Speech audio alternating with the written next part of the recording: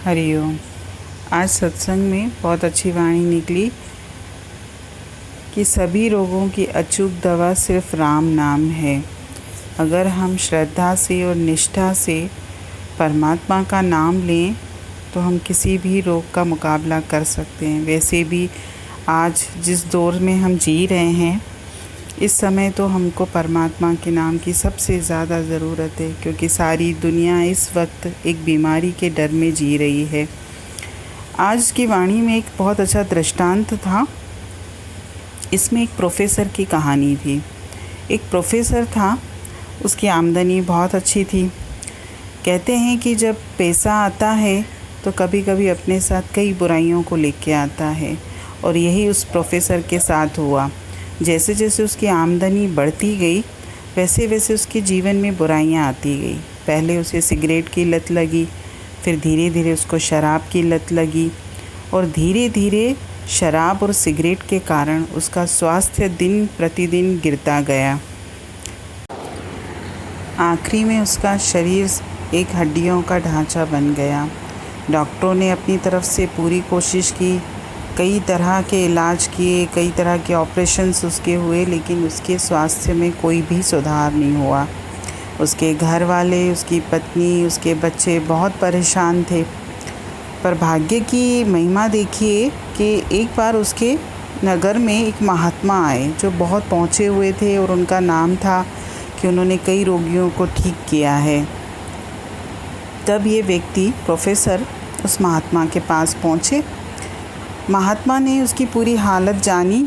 इसके बाद महात्मा ने उससे बोला कि मैं तुम्हें सिर्फ़ एक बात कहता हूँ कि तुम डेली सुबह 2 घंटे और शाम को 2 घंटे परमात्मा के जिस भी नाम को तुम मानते हो, क्योंकि परमात्मा तो एक है, नाम उसके भले अलग अलग हैं। चाहे आप उसको राम कह के बुलाओ, चाहे उसको आप कृष्ण कह के बुलाओ, चाहे आप उसको वाहिगुरु बोलो, चाहे कुछ भी बोलो, आप है तो परमात्मा एक ही। तो महात्मा ने उस प्रोफेसर से कहा कि तुम सिर्फ एक काम करो कि 2 घंटे सुबह और 2 घंटे शाम को डेली भगवान का जो भी नाम आपको ठीक लगे आप लो उसका। भले आप भगवान का नाम स्मरण करिए, भजन करिए, पूजा करिए, प्रार्थना करिए, यानी 2 घंटे आपको परमात्मा के साथ बैठना है। उस प्रोफेसर तो वैसे भी वो हार चुका था, उसके घर वाले भी हार चुके थे इलाज करा करा के। उन्होंने सोचा कि चलो एक महात्मा की बात भी मानते हैं।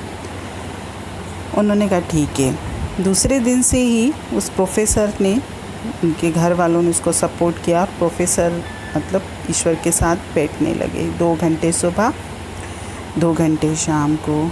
अभी 1 सप्ताह भी नहीं बीता था और उसके स्वास्थ्य में सुधार होने लगा। डॉक्टर खुद आश्चर्यचकित हो गए कि इतने ट्रीटमेंट के बाद, इतने ऑपरेशंस के बाद भी इस व्यक्ति के स्वास्थ्य में सुधार नहीं हुआ, और एकदम से कैसे हुआ। जैसे जैसे समय निकलता गया, पहले 1 महीना, फिर 2 महीने, फिर 3 महीने, फिर 4 महीने, ऐसे करके पूरे 6 महीने निकल गए, और 6 महीने में वो व्यक्ति एक नॉर्मल व्यक्ति बन गया। जैसे एक सामान्य व्यक्ति अपना जीवन जीता है, कोई रोग उसके शरीर में नहीं था।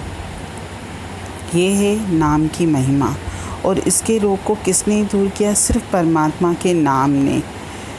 एंड में वाणी में बहुत अच्छा सार था, दृष्टांत तो अच्छा था ही था, पर सार भी बहुत अच्छा था कि जीवन में आप अगर कुछ भी, कोई भी असाध्य, सिर्फ रोग नहीं, ऐसी कोई भी बात जो लगे कि हमारे बस में नहीं है, हमारे वश में नहीं है, अगर हम परमात्मा से जुड़ें और परमात्मा को ही सौंपें, तो देखिए आपके जीवन की परिस्थिति कैसे संवरती है। ईश्वर के नाम में ही चमत्कार है। अगर हम ईश्वर का नाम, लेकिन ये है कि स्टार्ट में वाणी में ये था कि अगर आप परमात्मा का नाम सिर्फ मुख से नहीं बोलना है, राम राम कृष्ण कृष्ण ये नहीं बोलना है। अगर परमात्मा का नाम हम श्रद्धा से, निष्ठा से, प्रेम पूर्वक लेंगे, तभी उस नाम का असर होगा हमारे जीवन में।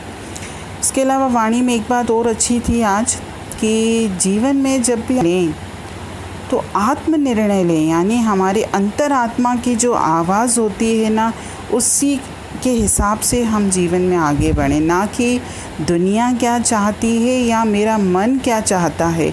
अगर हम दुनिया की सुनेंगे और हम अपने मन की सुनेंगे तो हम जीवन में कभी भी आगे नहीं बढ़ पाएंगे।